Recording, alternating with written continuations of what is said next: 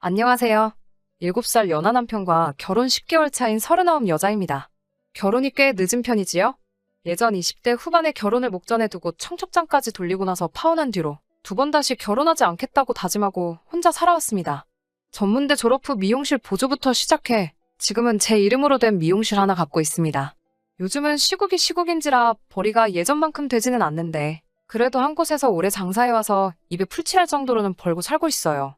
미용실이다 보니 손님들이 제가 원하지 않아도 자기들 결혼 생활에 대해서 넋두리도 자주 해주시다 보니 결혼에 실패한 후로 다른 인연이 있지는 않을까 기대도 해봤지만 어느 순간부터 이것저것 재면서 사느니 차라리 혼자서 지내는 게 더 낫겠다는 생각을 하고 32살이 되던 해부터는 그 마음을 확실히 굳혀서 혼자서 지내기로 했는데 이렇게 덜컥 결혼을 해버리고 또 후회하고 있네요? 제가 연하남에 눈이 멀어서 제 팔자 제가 꼬았다고 손가락질 하실 분들도 계시겠지만 그래도 어디 하소연할 곳도 없고 제 이야기나 한번 해보도록 하겠습니다.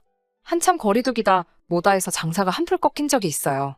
손님이 떨어지니 수입이 줄고 그 스트레스를 먹는 데다 풀다 보니까 몸이 엄청 불어나 있더라고요. 평생 눈치 안 보고 혼자 살지언정 그래도 제 자신을 가꾸는데 손을 놓지 말자는 주의여서 부랴부랴 헬스장을 끊어 운동을 시작하게 되었습니다. 신랑은 헬스장에서 만났어요.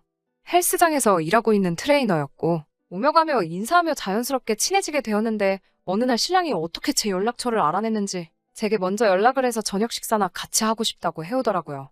그렇게 몇 번 더 만남을 갖게 되었고 신랑이 저에게 교제를 요청해 왔습니다.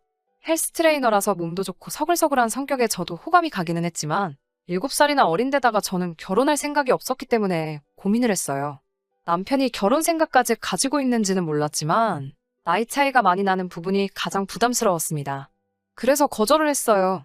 그쪽은 이제 30대 초반이지만 그렇다고 너무 이른 나이도 아니고 진짜 결혼할 상대와 진지하게 만남을 가져야 하는 것 아니냐고 정중하게 거절을 했어요. 그랬더니 남편이 그건 문제가 되지 않는다면서 몇 번이고 저에게 되물었고 저는 나이도 많고 결혼 생각도 이제 없다고 했더니 그건 상관없다고 오히려 자기 마음을 더 강하게 저에게 표현하더라고요. 그렇게 남편에게 설득당했고 저희는 교제를 시작하게 되었습니다. 사귀는 동안은 별 문제도 없었고 무난하게 만남을 지속해왔어요. 그러다 언젠가 지방에 계신 부모님 댁에 내려가 봐야 할 일이 생겼다고 말한 적이 있는데 출발하는 당일날 저희 집 앞에 옷을 차려입고 저를 기다리고 있더라고요. 부모님 댁에 같이 내려가자면서요. 저는 교제는 허락했지만 결혼할 생각이 전혀 없던 관계로 괜히 부모님 집에 남자를 데리고 갔다간 괜한 기대를 하게 만들 수도 있겠다는 생각에 한사코 거절했지만 기어코 남편은 저를 따라 부모님 집까지 내려갔습니다. 딸내미 시집 보내기는 글렀다고 생각하셨던 부모님이 제가 남자를 고향집까지 데리고 온 걸 보고는 기뻐서 눈물까지 흘리시더라고요. 그 후 남편은 저에게 계속 결혼을 하자며 구애해왔고 저는 그럴 때마다 매번 거절했습니다. 혼자 살아온 게 오래되었기 때문에 제 삶에 다른 사람이 들어온다는 건 상상도 할 수 없었고 이 나이 먹어서 가정을 꾸리고 아이를 갖는다는 상상을 하니 정말 너무나도 자신이 없었어요. 하지만 남편의 끊임없는 구애와 제가 시집가는 것만 오매불만 기다리던 부모님의 설득에 결국 남편의 청에 응하게 되었어요. 처음 시부모님을 만나는 자리는 긴장보다 고민이 더 되었어요. 아무래도 제가 40을 바라보는 여자다 보니 시어머니가 저를 좋게 보진 않을 거라는 생각이 들었거든요. 역시나 처음 뵙는 자리에서 조금 불편한 기색을 숨기지 않으셨지만 남편과 저의 결혼을 받아들이는 분위기였습니다. 그때 남편의 경제적인 부분에 대해 처음 알게 되었는데 결혼을 하고 싶다는 말과는 다르게 모아둔 돈이 2천도 안 되더라고요. 그때 조금 대책 없다는 생각이 들었는데 또 딸내미 뒤늦게 시집 보낸다고 기뻐하시던 부모님 얼굴을 생각하니 그 자리에서 결혼을 뒤집어 버릴 수 없었어요. 저는 미용실 하면서 모아둔 돈이 7천 정도 되고 제가 월세로 살고 있는 곳 보증금을 빼면 1억 정도가 더 있다고 말씀드렸어요. 그랬더니 남편이 그 집이 자가가 아니었냐며 놀라더라고요. 굳이 말한 적은 없기는 한데 월세로 살고 있는 그 집이 제 명의로 되어 있는 줄 알았나 봐요. 제가 차도 외제차 리스로 타고 다니고 혼자 사는데 궁상맞아 보인다는 느낌 보이지 않게 저한테 투자를 많이 하는 편이거든요. 헬스장도 다니고 관리도 받고 그러면서요. 제 이름으로 된 가게까지 가지고 있으니 제가 돈이 많아 보였나 봅니다. 미용실 벌이가 나쁜 편은 아니긴 한데 요즘 시국에 사실 모아놓은 돈에 손을 대야 할 정도로 상황이 어렵긴 했지만 굳이 그 사실까지는 이야기하지 않았어요. 결국 제가 모아둔 돈에 보증금을 합해서 경기도권 신축 아파트에서 신혼집을 차리게 되었습니다. 남편이 모아둔 돈 2천에 시댁에서 얼마를 더 보태서 혼수 4천만 원치 해왔고요. 아무튼 그렇게 결혼은 별탈 없이 마쳤습니다. 그런데 결혼하고 문제가 생겼어요. 이 시국에 피해만 보는 게 미용실만은 아니었던 거죠. 헬스 트레이너였던 남편이 일하는 헬스장 사정이 안 좋아지게 돼서 남편이 결혼하고 3달도 안 돼서 직장을 잃어버리고 말았습니다. 다른 일자리 알아보라고 했는데 배운 게 그거밖에 없다 보니까 헬스장 상황이 다른 것도 별반 다를 게 없는지 일자리를 통구하지 못하더라고요. 그래도 눈치가 보이는지 자기가 집안일을 하겠다고 하는데 아무리 상황이 그래도 찾아보면 힘들게 하루 벌어 하루 사는 분들도 있는데 집에서 놀 생각 하지 말고 집안일 하면서 직장 천천히 구하라고 못 박아뒀어요. 집안일을 한다고 했는데 간단한 청소해놓는 것 말고는 거의 손도 대지 않습니다. 저녁 식사하면 설거지 몰아서 한다고 다음날 제가 퇴근할 때까지 해놓지 않고 있거나 반찬도 직접 하는 게 아니고 어디 마트 같은 데서 이미 조리해서 파는 인스턴트 같은 거를 사놓더라고요. 그걸로 제가 인스턴트 음식은 안 먹는다고 하니 시어머니한테 반찬을 싸달라고 했는가 봐요. 어머님한테서 가게로 전화가 왔어요. 남편이 반찬 싸달라고 해서 남편 손에 쥐어보냈는데 그 무겁고 냄새나는 반찬통 들고 대중교통 타러 가는 모습을 보니 너무 안쓰럽다고 제가 타는 차를 남편을 주라고 하시네요. 저는 제 차로 출퇴근해야 하기도 하고 남편이 일도 안 하고 집에서 노는데 무슨 차가 필요하냐고 대본에 반대를 했습니다. 그랬더니 집안일 한다고 해도 경기권 신도시에 차 없이 어떻게 생활을 하냐고 장을 보려고 해도 10분은 차를 운전해 나가야 하는데 그런 것도 모르고 너무 저만 생각하는 거 아니냐고 저를 나무라셨어요. 듣다 보니 어이가 없어서 제가 실수한 게 맞지만 걔가 차가 뭐가 필요하냐고 자전거면 딱이겠다고 자전거를 사주겠다고 했더니 하늘 같은 남편한테 걔가 뭐냐고 대체 왜 반말을 쓰느냐고 하시면서 앞으로 존댓말을 쓰라고 하십니다. 어머님께 제가 나이가 7살이 더 많은데 존댓말을 쓰라고 하시는 거냐 물어보니 제대로 들었다고 서로 존대를 하는 게 아니고 저만 남편에게 존대를 써야 한다고 하시네요. 그 이후로 당연히 남편에게 존댓말을 하지는 않지만 시어머니와 함께 있거나 통화를 하는 상황에서는 하는 수 없이 존댓말을 사용해왔어요. 정말 하루하루 참고 살고 있으니 부처님이 되는 것만 같았습니다.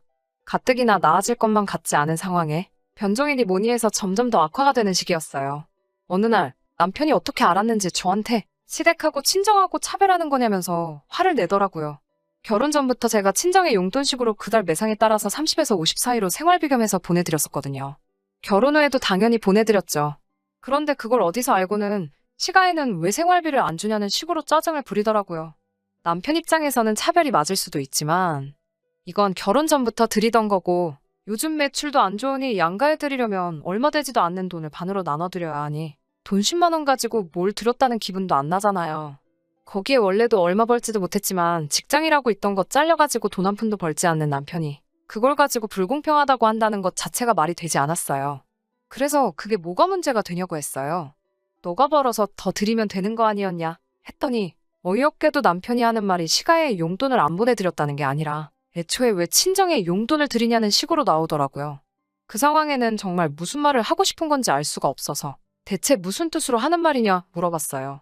그랬더니 결혼할 때 시가에서는 돈을 보태줬고 친정에서는 한 푼도 돈을 안 보태지 않았냐면서 정작 결혼할 때 도와준 건 시댁인데 이거 완전 재주는 곰이 부리고 돈은 되놈이 가져가는 꼴 아니냐면서 역정을 내더라고요.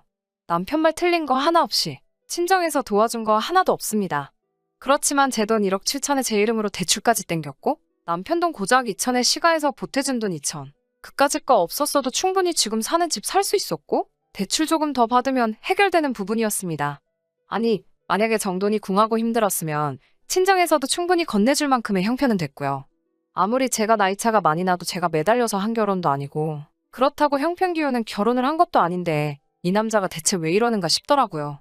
고작 돈 4천 가져온 거 가지고 저 혼자 벌고 있는 돈을 이리 빼먹고 저리 빼먹고 하려는 건가 싶더군요. 늦은 감이 있지만 저는 그때 깨달았습니다. 나이 차이 나는 저에게 끊임없는 구애를 해온 이유는 저라는 인간을 사랑한 게 아니고 제 겉으로 보이는 모습, 외제차라든지 월세였지만 강남 아파트에 살고 있는 평일 오전에도 헬스장을 다니는 여유를 가진 여자. 제 겉으로만 보이는 부유함을 눈치채고 제게 접근한 것이고 저와 결혼하게 되면서 이 남자가 2번 다시 일도 하려고 하지 않는다는 걸요. 시가 식구들과 친정 식구들에게 말씀드릴 게 있다고 해서 남편만 빼놓고 따로 불러 모아 말씀드렸습니다. 이러이러한 이유들로 이혼을 고려 중이라고 말씀드렸더니 어머니는 김서방이 뭐가 어떠냐면서 오히려 저를 말리십니다. 노처녀의 이혼료 꼬리표까지 달면 이제 시집은 어떻게 또 갈 거냐면서요. 낳을 계획도 없는 손주 이야기까지 꺼내시면서 제가 결정한 결혼이니 그런 사소한 이유로 이혼을 하면 되겠냐고 저를 나무라시고 그 말을 들은 시부모님도 기고만장해져서 남편이 직장을 잃고 스트레스를 받아 그러는 거고 본성은 착한 아이니 자기들이 잘 이야기하겠다고 하더군요. 친정엄마만큼은 저를 이해해 주실 줄 알았는데 제 마음 하나 아무도 몰라주는 이 상황이 정말 답답합니다. 후기입니다. 혼자서 끙끙 앓고 있던 와중에 사건이 하나 더 터져버렸네요. 그날로부터 얼마 되지 않아서 남편이 술값으로 100만 원을 카드로 긁고 왔어요. 술에 잔뜩 취해서 집에 들어왔길래 무슨 술을 먹어야 100만 원을 쓰냐고, 혹시 혼자서 술값까지 다 내고 온 거냐고 같이 마신 친구들은 뭐 했냐고 잔소리를 조금 했어요. 남편은 버럭 화를 내면서 지금 자기 친구들 중 결혼 안 한 애들은 20대 중반의 여자들을 만나고 있고 결혼한 친구들도 비슷한 또래의 여자들과 살림 차려 살고 있는데 내일 모레 40대는 와이프 데리고 살고 있지 않느냐고 하더라고요. 그게 무슨 말이냐 물었더니 그래야 마누라가 자기 떠받들고 사는 걸 알고 면이 서지 않겠냐는 말도 안 되는 소리를 하더라고요. 처음으로 집에서 방방 날뛰면서 고래고래 소리를 지르며 이제 더는 못 살겠다고 이혼을 하자고 소리를 질렀어요. 남편이 기다렸다는 듯이 오냐 알겠다면서 순순히 합의 이혼을 해주겠다고 하더라고요.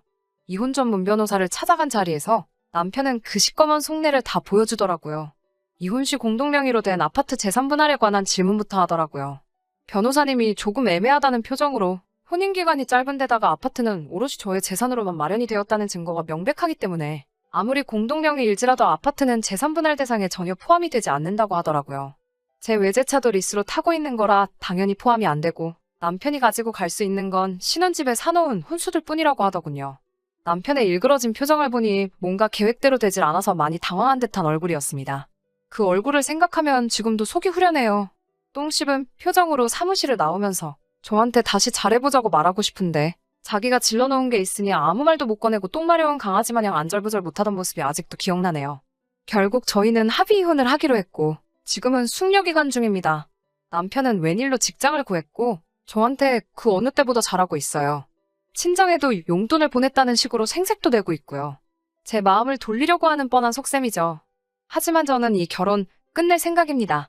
남편이 반성을 하고 새로운 사람으로 태어나도 여태껏 혼자 살아오면서도 아무런 어려움 없이 잘 살아왔고 제 인생에서 이 남자가 사라진다고 해도 달라질 거 하나 없으니까요. 남편이랑 사는 건지 애를 키우는 건지도 모르겠고 깨가 쏟아지는 신혼생활도 아니고 제가 무슨 부귀영화를 누리려고 이 결혼을 했는지 후회가 되긴 하지만 이제 이렇게라도 정리하고 다시 저만의 삶을 살 수 있게 되어서 너무 후련하고 행복합니다. 후기까지 포함하면 굉장히 긴 이야기인데 고구마 참으시면서 끝까지 들어주신 여러분들께 정말 감사드립니다. 이만 여기서 사연 마치도록 할게요. 끝까지 들어주셔서 감사합니다. 오늘의 사연은 여기까지입니다. 구독과 좋아요, 알람 설정 부탁드리고 더 좋은 사연으로 다시 찾아뵙겠습니다. 감사합니다.